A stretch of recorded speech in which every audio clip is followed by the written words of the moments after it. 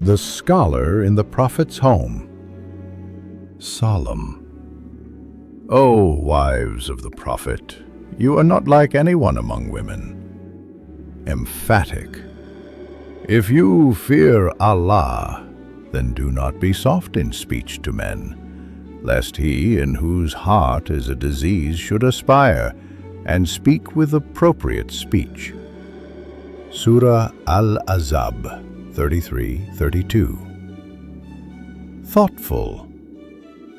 What happens to a nation when the light of its prophet is extinguished? Pensive. When the man who was the final worldly authority on all matters is suddenly gone, who is left to guard his legacy?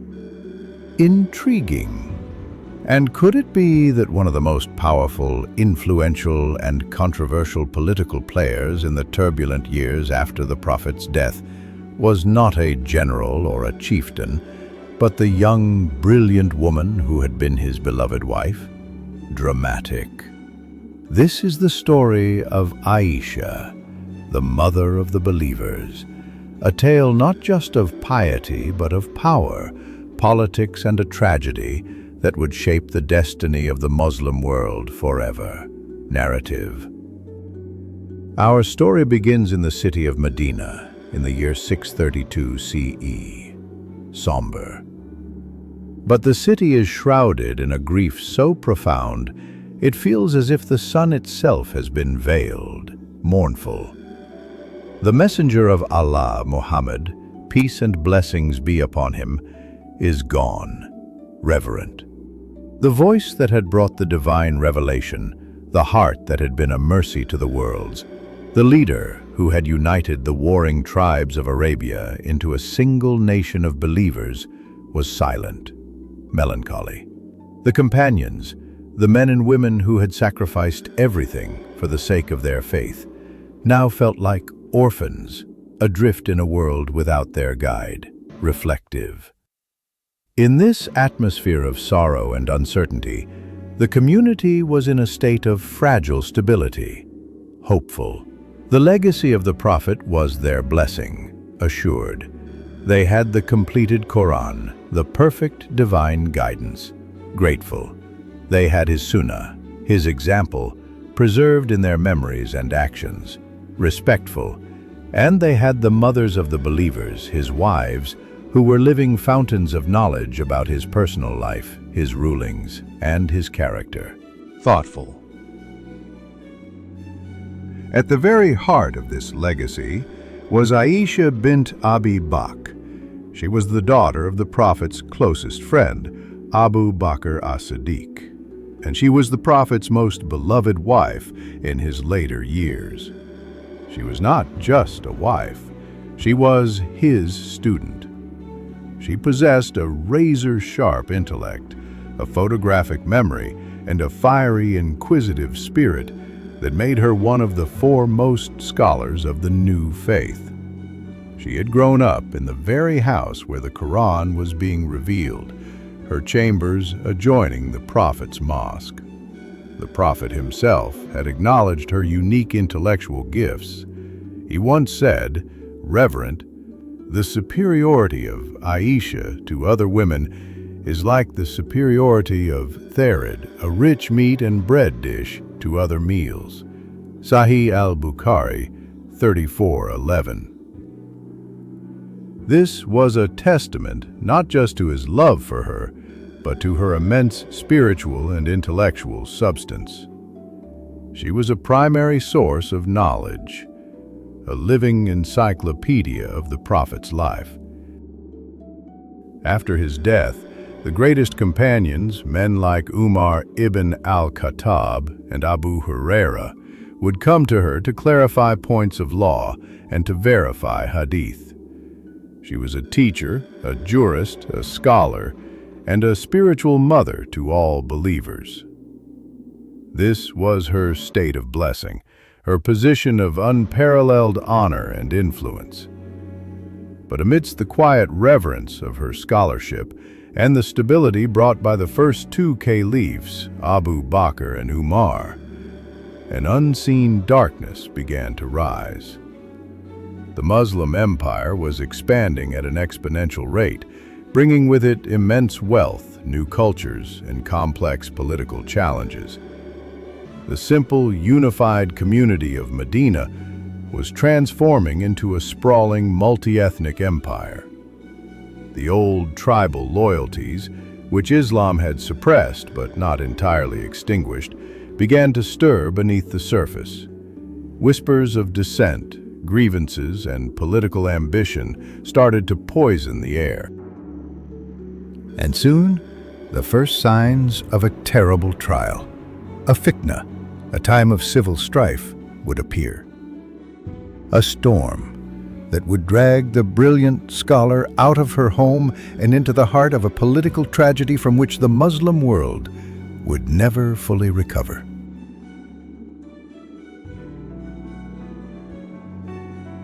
The spark of the First Civil War. The Prophet, peace and blessings be upon him, had passed away, and his friend Abi Bakr had led the community with wisdom. After him, the iron-willed but just Umar ibn al-Khattab had steered the ship of state through a period of incredible expansion. But Umar's assassination sent a shockwave through the Muslim world, and the leadership passed to the gentle and pious Uthman ibn Affan. It was during Uthman's caliphate that the signs of the great fitna began to manifest. The Islamic empire was now vast, stretching from North Africa to Persia. With wealth and power came new challenges. Grievances, both real and perceived, began to fester. Accusations of nepotism were leveled against the aging Caliph Uthman, as some of his relatives were appointed to positions of power. Seditious groups, hiding behind a cloak of religious piety, began to spread poison and propaganda from the far-flung provinces of the empire, stirring up discontent against the central authority in Medina. The escalating tension came to a head when armed rebel bands from Egypt, Kufa, and Basra marched on Medina itself. Their goal was to force the caliph to submit to their demands. The situation grew increasingly chaotic. The senior companions in Medina, including Ali ibn Abi Talib and Talha ibn Ubaidullah, tried to mediate to quell the rebellion, but the situation spiraled out of control. It was in this atmosphere of fear and insurrection that the unthinkable happened. The rebels, their hearts hardened and their minds poisoned by propaganda, besieged the home of the Caliph Uthman and brutally murdered the elderly, righteous leader while he was reading the Quran. The assassination of the Caliph was a cataclysmic event. It was the divine sign that the age of innocence was over. A sacred line had been crossed. For the first time, Muslim swords had been raised against a rightful Muslim leader. The unity of the community was shattered. The Quran speaks of the gravity of such a crime with terrifying clarity. But whoever kills a believer intentionally, his recompense is hell, wherein he will abide eternally. And Allah has become angry with him, and has cursed him, and has prepared for him a great punishment. Surah An-Nisa 493.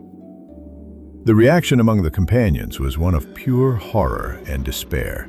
The city of the Prophet was in a state of anarchy, controlled by the very rebels who had murdered their caliph. In this power vacuum, the senior companions pleaded with the Prophet's cousin and son-in-law, Ali ibn Abi Talib, to accept the role of caliph, to restore order. Reluctantly, Ali agreed. Aisha, the mother of the believers, was away in Mecca performing the pilgrimage when she heard the news. She was utterly devastated. Her immediate reaction was one of righteous fury. She believed that the first and most important duty of the new caliph was to immediately find and punish the murderers of Uthman.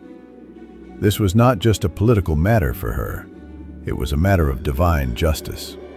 However, the political reality was far more complex. The murderers were not a small, easily identifiable group. They were part of the large, powerful rebel armies that now controlled Medina and who, ironically, were among the strongest supporters of Ali's new caliphate. Ali's position as a statesman was that he first needed to consolidate his authority over the fractured empire before he could bring the powerful, guilty parties to justice. To act immediately, he feared, would lead to an even greater civil war. This difference in political priority, Aisha demanding immediate justice, qisas, and Ali demanding political stability first, became the tragic fault line upon which the first Muslim civil war would be fought. The escalating tension was fueled by grief, anger, and misunderstanding. Other senior companions, like Talha and al-Zubair, also left Medina and joined Aisha in Mecca, agreeing with her call for swift retribution. The Prophet Muhammad, peace and blessings be upon him, had once foreseen this dark time. In an authentic hadith recorded in Sahih al-Bukhari 7121, he had looked at his wives and said, chillingly, "Which of you will be the one at whom the dogs of Hawab will bark?" It was a chilling, cryptic prophecy that none of them understood at the time. Now, years later, Aisha, along with a large army of companions demanding justice, was marching from Mecca towards Basra in Iraq. And then came the final, unmistakable sign that she was on a path the Prophet himself had warned her against: the Battle of the Camel.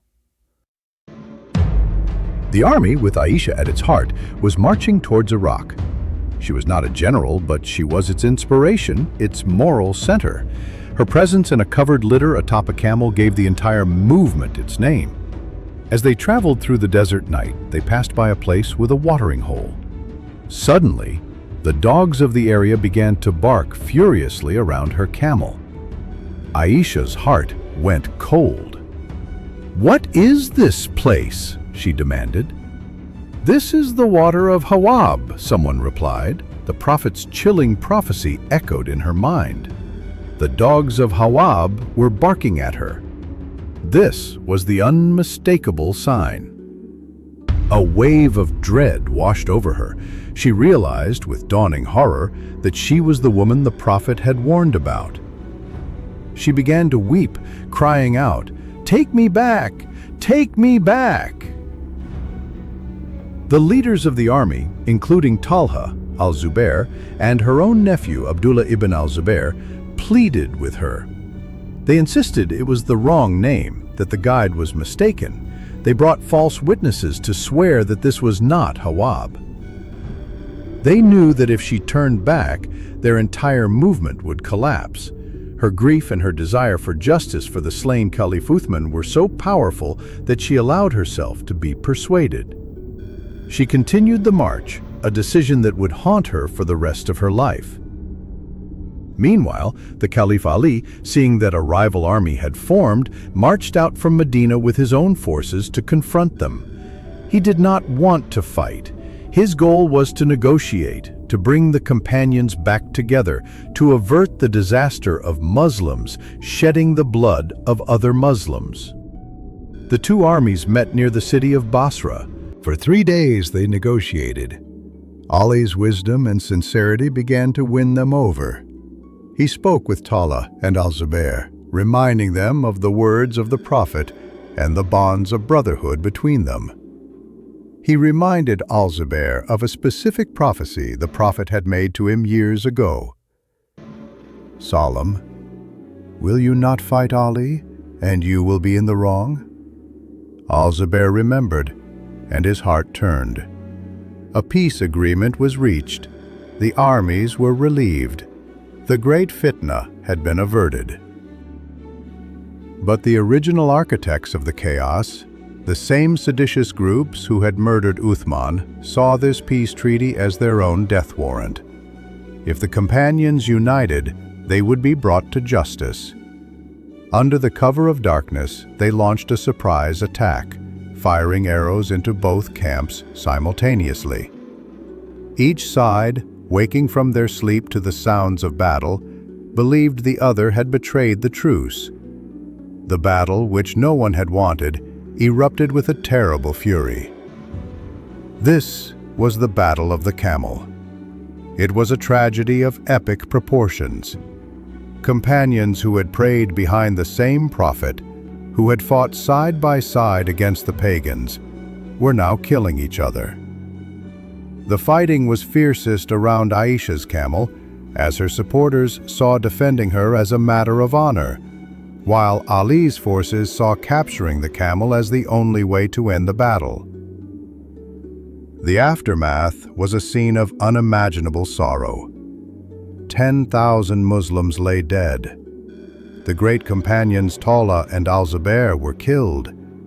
Finally, Ali's forces managed to cut the legs of Aisha's camel, and her litter fell to the ground. The battle was over. The destruction was not a divine punishment from the sky, but a self-inflicted wound, a consequence of political passion, misunderstanding, and the plots of evil men. The final turning point was the refusal of the leaders to heed the signs, the prophecy of the dogs, the memory of the prophet's warnings, and their decision to proceed down a path that led to bloodshed. Ali approached Aisha with the utmost respect. He treated the mother of the believers with the honor she was due, lamenting the terrible tragedy that had befallen them. He sent her back to Medina with a full escort, her own brother among them. The battle was over, but a terrible precedent had been set. And so ended the first chapter of a civil war that would tear through the heart of the Muslim world. A war whose tragic origins lay in a noble but ultimately catastrophic quest for justice. The teacher of a nation. The Battle of the Camel was a profound and deep wound in the soul of Aisha. She returned to Medina a changed woman. The fire of her political activism had been extinguished, replaced by a quiet, lifelong river of regret. She never forgave herself for her role in the tragedy. It is said that whenever she would recite the Quran and reach the verse commanding the Prophet's wives to remain in your houses, Surah Al-Ahzab 33:33, she would weep so profusely that her veil would become soaked with tears. She completely withdrew from the world of politics. The rest of her life, which spanned nearly 2 more decades, was dedicated to what she did best: teaching. Her home in Medina became the first and most important university in the Islamic world. She was the teacher of a nation, the ultimate authority on the life and sayings of the Prophet Muhammad, peace and blessings be upon him. Her students were the next generation of great scholars, the Tabi'in, who would carry the knowledge forward. Her legacy in Islamic teachings is immeasurable. A fountain of Hadith. She is one of the most prolific narrators of Hadith, having transmitted over 2,000 narrations. Her sharp memory and her intimate proximity to the Prophet made her an unparalleled source. Without her, a huge portion of our knowledge of the Sunnah, especially regarding the Prophet's personal life, his character, and matters pertaining to women and family, would be lost. A master jurist, faqiha, she was not just a narrator, she was a brilliant legal mind. She would often correct the interpretations of other senior companions, using her deep understanding of the Quran and her direct knowledge of the context of the Prophet's life. Her legal reasoning established precedents that are still studied by scholars today. Confident, a role model for female scholarship. Aisha's life is the ultimate refutation of the idea that a woman's role in Islam is confined to silence. She was a public intellectual, a teacher to men and women, and a powerful voice of authority. Her example inspired countless female scholars throughout Islamic history. Thoughtful, the story of her political involvement, far from diminishing her status, serves as a crucial lesson for modern Muslims.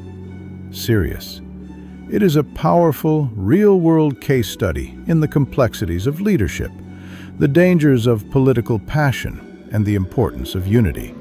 It teaches us that even the greatest and most sincere of people can make errors in judgment, ijtihad, especially in times of great turmoil. Her mistake was not in her intention. She genuinely sought justice for the murdered caliph, but in the method she chose, which led to a greater harm. Deliberate, this highlights a key Islamic legal principle, the idea of weighing benefits and harms. Her story is often used by scholars to teach that avoiding a great harm, like civil war, takes precedence over achieving a lesser good, like immediate retribution. Solemn, the Quran itself warns against the dangers of internal discord. Reverent, and obey Allah and His Messenger, and do not dispute, and thus lose courage, and then your strength would depart. And be patient. Indeed, Allah is with the patient. Surah Al-Anfal 8:46. Somber, the Battle of the Camel was the tragic fulfillment of this warning. Their dispute led to a loss of courage and a departure of their collective strength. Reflective, the echoes of this story resonate in our own politically charged times. Serious, we see Muslims divided over political leaders, engaging in heated rhetoric and sometimes even violence, all in the name of what each side believes is justice. Thoughtful, Aisha's story is a sobering reminder to proceed with caution, to prioritize unity, and to be wary of any action that could lead to Muslims harming other Muslims. Hopeful, it is a call to channel our passion for justice into knowledge, teaching, and community building, the very path she took after her tragic political career came to an end.